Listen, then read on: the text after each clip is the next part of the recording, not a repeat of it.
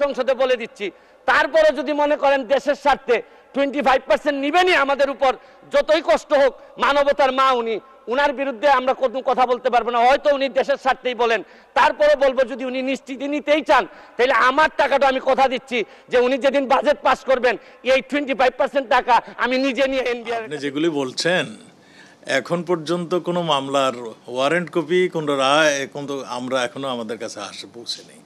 এখনো আমি যতটুকু জানি অনুমান ভিত্তিক মানে চলছে, কথাবার্তা চলছে। এখনো কোনো মানে তার বিরুদ্ধে সঠিকভাবে কোনো অভিযোগ। আসসালামু আলাইকুম দর্শক, দেশ ও দেশের বাইরে থেকে যারা এই মুহূর্তে আমার ভিডিও ওপেন করেছেন সবাইকে অসংখ্য অসংখ্য ধন্যবাদ। দর্শক, প্রথমেই শুনবেন শিরোনামে প্রথমেই ব্যারিস্টার সুমন সংসদ উত্তাল পাতাল শুরু করে দিয়েছেন। ব্যারিস্টার সুমন সংসদে 50 লক্ষ টাকা লোন নিয়ে এই প্রশ্নবিদ্ধ বর্তমানে সবার কাছে আজকে তিক্ত হয়ে গেছেন এবং ভিডিও শেষে উনি যে কথা জানিয়েছেন জানলে অবাক হয়ে যাবেন। এদিকে আমাদের বর্তমানে বাংলাদেশের আইনমন্ত্রী বলেছেন, আপনি যেইগুলা কথা বলছেন এগুলা কথা বাংলাদেশের কোনো আইনে এখন পর্যন্ত আসেন নাই এবং আপনারা যাকে নিয়ে এত তোড়পা সৃষ্টি করেছেন বেনজির আহমেদকে নিয়ে কোনো প্রকার দুর্নীতি এখনও প্রমাণ হয় নাই। দর্শক, ব্যারিস্টার সুমনের বলা কথা এবং আমাদের স্বরাষ্ট্রমন্ত্রীর কথা কোনটা কোন দিকে চলে যাচ্ছে যা আপনারা ভিডিও শেষেই জানতে পারবেন। তবে আমাদের বাংলাদেশের স্বরাষ্ট্রমন্ত্রী যে কথা বলেছেন বেনজির আহমেদ এখনও নির্দোষ, তার নামে কোনো দুর্নীতি প্রমাণ হয় নাই, এটা কতটুকু যুক্তি আপনারা অবশ্যই এই ভিডিও শেষে কমেন্ট করে জানাবেন। এবং ব্যারিস্টার সুমন বলেছেন, বাংলাদেশে শুধু আমাকে একাই সুযোগ সুবিধা দিলে চলবে না, আমাদের প্রত্যেকটা 50 লক্ষ টাকা লোন নিছি সাউথ ইস্ট ব্যাংক থেকে। এই লোন আর লোনের যে ইন্টারেস্ট, এটার কারণে রাতে ঘুম আসে না। মাননীয় প্রধানমন্ত্রী যে কিভাবে ঘুমাবেন এটা একমাত্র উনি জানেন। প্রায় 2.5 লক্ষ কোটি টাকার ঋণ উনার মাথার উপরে থাকবে সব সময়। 8,000 কোটি টাকার বাজেট, আকার বা প্রকারের সাথে আমার বিশ্বাসে ঘাটতি আছে এই বাজেটে, কিন্তু একটা জিনিসে আমার বিশ্বাসের ঘাটতি নাই, এটা থেকে এই বাজেট বাস্তবায়নে যিনি নেতৃত্ব দিচ্ছেন মাননীয় প্রধানমন্ত্রী জননেত্রী শেখ হাসিনার প্রতি আমার বিশ্বাস আছে যে যে ধরনের আকার প্রকারের বাজেটই হোক উনি অন্তত কোনো না কোনো ভাবে আমাদেরকে সামনের দিকে নিয়ে সফল করাবেন, এই বিশ্বাসটুকু আমাদের আছে। মাননীয় স্পিকার, ট্রেজারি বেঞ্চের যারা আছেন তারা হয়তো বলবেন যে স্বতন্ত্র এমপি হয়ে মাননীয় প্রধানমন্ত্রীর বা লিডার অব দ্য হাউসের আমি কেন এই কথা বলছি যে উনার প্রতি আমার বিশ্বাস আছে।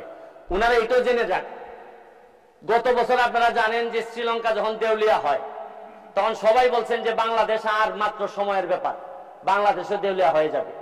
পাকিস্তান যখন দেউলিয়ার পথে তখন বলছেন আর একটু সময়ের ব্যাপার। ইন্ডিয়া যখন চাপে পড়ছে বলছেন যে আর সময়ের ব্যাপার। কিন্তু কোন সময়ই আমাদেরকে অর্থনৈতিকভাবে দাবায় রাখা যায় নাই, কারণ হচ্ছে গিয়ে ইন্ডিয়া, পাকিস্তান, শ্রীলঙ্কা তাদের সম্পদ আমাদের চেয়ে কোনো অংশেই কম ছিল না, তবে একটা জায়গায় ঘাটতি ছিল, এদের জননেত্রী শেখ হাসিনা এদের হাতে ছিল না। মাননীয় স্পিকার, আমি এইটার সাথে সাথে বাজেটের উপর কয়েকটা কথা বলতে চাই যে এই সরকারের কয়েকটা প্রেসার নেওয়া লাগবে। এই প্রেসারটা আমি সাজেশন দিতে চাই মাননীয় স্পিকার, দেখেন এই বাজেটে ঋণ দিয়ে উন্নয়ন ব্যয় মিটানো হবে। 2.5 লক্ষ কোটি টাকার লোন নেওয়া হবে, 1.5 লক্ষ প্রায় নেওয়া হবে হচ্ছে গিয়ে ব্যাংক থেকে।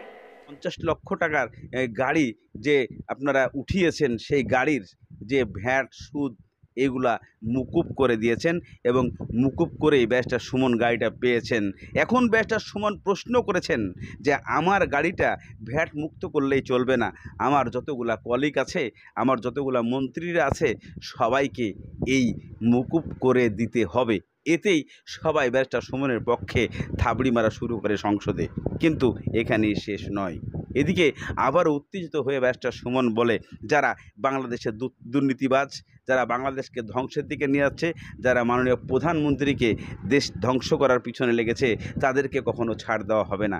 কেননা এদিকে বর্তমানে বেনজির আহমেদকে সাপোর্ট করে আমাদের স্বরাষ্ট্রমন্ত্রী বলেছেন যে এখনও বেনজির আহমেদের নামে দুর্নীতিবাজের কোনো প্রমাণ তথ্য এখনও হাতে পাওয়া যায় নাই, তাই এটাকে নিয়ে অত বাড়াবাড়ি করার কোনো প্রয়োজন নেই। চলুন আমরা সেই ভিডিও অংশটা দেখে। আপনি যেগুলি বলছেন এখন পর্যন্ত কোনো মামলার ওয়ারেন্ট কপি কোনো রায় কিন্তু আমরা এখনও আমাদের কাছে পৌঁছে নেই। এখনও আমি যতটুকু জানি অনুমান ভিত্তিক মানে চলছে, কথাবার্তা চলছে। এখনও কোনো মানে তার বিরুদ্ধে সঠিকভাবে কোনো অভিযোগ উত্থাপন হয়নি। যেগুলি শুনছি মানে তার এতগুলি অবৈধ সম্পত্তি, তাকে তো ডাকা হয়নি। তাকে ডাকা হলে তো আমরা বুঝতে পারবো তার নিশ্চয়ই তার কোনো এক্সপ্লানেশন আছে, নিশ্চয়ই তার আয়ের কোনো সোর্স আছে। না হলে সেই বা এরকম অপকর্ম করবে, এইটা তো তাকে সুযোগ দিতে হবে। সে সুযোগ পেলে নিশ্চয়ই আসবেন, কথা বলবেন, তাহলেই বোঝা যাবে তার কতখানি অবৈধ, কতখানি তিনি তার নিজস্ব সম্পদ দিয়ে বৃদ্ধি করেছেন। একটা কথা বলতেই হয়, আজকে থেকে 10 বছর আগে যেই জমির দাম 10 লাখ ছিল, এখন যে দেখেন সেই জমির দাম 2 কোটি টাকা, 4 কোটি টাকা। এইরকমভাবে সম্পদের বহুগুণ বৃদ্ধি হয়ে গেছে সম্পদের মূল্য। অনেক কিছু হতে পারে, সেই জন্যই যার বিরুদ্ধে অভিযোগ আসছে তাকে এসে তার উত্তর দিতে হবে। দর্শক, ইতিমধ্যে আপনারা স্বরাষ্ট্রমন্ত্রীর সে বক্তব্য শুনেছেন।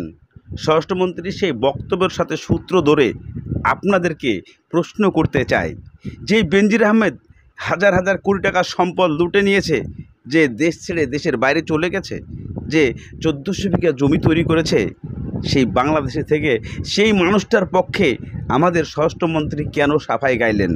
উনি অবশ্যই বাংলাদেশের একজন চক্ষুষ মন্ত্রী। উনি কেনই বা এই বক্তব্যটা দিলেন, যা আমার আপনার সবার কাছেই এই জিনিসটা কেমন খটকা দেখায়। কেননা মাননীয় প্রধানমন্ত্রী যেখানে দুর্নীতির ব্যাপারে 0 টলারেন্স দিচ্ছে, অথচ আমাদের স্বরাষ্ট্রমন্ত্রী উনি কেনই বা এ প্রশ্ন করছেন? এই প্রশ্নের উত্তর পেতে গেলে আপনাদেরকে অবশ্যই ব্যারিস্টার সুমনের কিছু ভিডিও দেখতে হবে, তাহলে আপনারা বুঝতে পারবেন। কিন্তু বিশেষ করে আমাদের স্বরাষ্ট্রমন্ত্রী যে কথাটা বলেছে, এই কথাটা জনগণ কতটুকু রেসপেক্ট করবে এবং কতটুকু এটাকে মানে তাচ্ছতিচ্ছল্যভাবে কমেন্টে জানাবেন, যা আমাদের জানা নেই। তবে মাননীয় প্রধানমন্ত্রীর কথা অনুযায়ী যদি সেটাই হয়ে থাকে, তবে আমাদের স্বরাষ্ট্রমন্ত্রী যে কথাটা বলেছে, এত কিছু দেখার পরও সে এখনও দুর্নীতি কোনো প্রমাণ হয় নাই, তাহলে কি ব্যারিস্টার সুমনের করা এই মামলা সম্পূর্ণ মিথ্যা, নাকি ব্যারিস্টার সুমনের করা মামলা সঠিক আছে?